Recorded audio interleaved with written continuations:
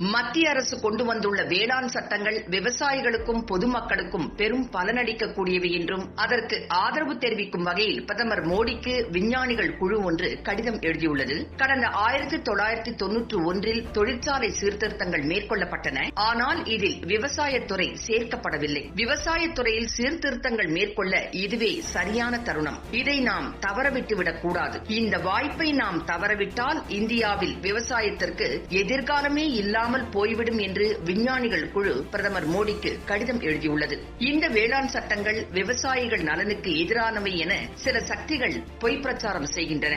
ஆனால் இந்த சட்டங்கள் விவசாயிகளுக்கு பல நன்மைகள் கிடைக்க வழிவகை செய்யும் என்பதில் நாங்கள் உறுதியாக உள்ளோம். விவசாயிகள் தங்கள் பொருட்களுக்கு சரியான விலையை பெற இந்த சட்டங்கள் வழி செய்துள்ளன. மேலும் தரகர்கள் பிடியிலிருந்து விவசாயிகளை விடுவித்து அவர்கள் தங்கள் விருப்பத்திற்கு ஏற்ப யாரிடமும் விற்பனை செய்யவும் இந்த சட்டங்கள் உதவுகின்றன. விவசாயிகளுக்கு மட்டுமன்றி நுகர்வோருக்கும் இந்த சட்டங்களால் நன்மை ஏற்படும். விவசாயிகள் தங்கள் பொருட்களை எங்கும் யாரிடமும் விற்க இந்த சட்டங்கள் உரிமை வழங்கியுள்ளன. அதனால் சந்தையின் அதிகாரம் விவசாயிகள் கையில்தான் இருக்கும். அவர்கள் அரசு மண்டிகளில் பொருட்களை விற்க விரும்பினாலும் அதற்கும் வழிகாணப்பட்டு உள்ளது. இந்த சட்டங்கள் முழுமையாக அமல்படுத்தப்பட்டதால் விவசாயத்துறையில் ஒளிவு மறைவற்ற வர்த்தகம் நடக்கும். இவை தொடர்பாக விவசாயிகளின் அச்சம், கவலை உள்ளிட்ட பிரச்சனைகளுக்கு தீர்வு காணப்படும் என்று அரசு உறுதியளித்துள்ளது. தேவைப்பட்டால் சட்டங்களில் திருத்தம் செய்யவும் அரசு சம்மதித்துள்ளது. குறைந்தபட்ச ஆதரவு விலை திட்டம் ரத்து செய்யப்பட மாட்டாது என்ற உறுதியும் அளிக்கப்பட்டுள்ளது.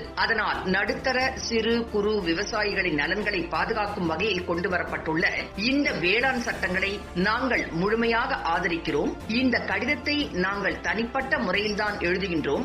எந்த நிறுவனம் சார்பிலும் எழுதவில்லை. இவ்வாறு அவர்கள் கடிதத்தில் கூறியுள்ளனர். கர்நாடக மாநிலம் பெங்களூரில் உள்ள இந்திய மேலாண்மை கல்வி நிறுவனத்தின் பேராசிரியர் ரமேஷ் மற்றும் பல்வேறு கல்வி நிறுவனங்கள், பல்கலைக்கழகங்களை சார்ந்த விஞ்ஞானிகள் பலர் பிரதமர் மோடிக்கு எழுதியுள்ள கடிதத்தில் தெரிவித்துள்ளனர். பொய்யை மட்டுமே வெற்று அரசியலுக்காக பரப்பி வரும் எதிர்க்கட்சிகளின் முயற்சிக்கு சமீப காலமாக உண்மையான விவசாயிகள் தந்து வரும் பதிலடி ஒருபுறம் இருக்க, தற்போது விஞ்ஞானிகள் மற்றும் கல்வியாளர்கள் தங்களது பார்வையை பிரதமருக்கு கடிதமாக எழுதியுள்ளது முக்கியத்துவம் பெறுகின்றது.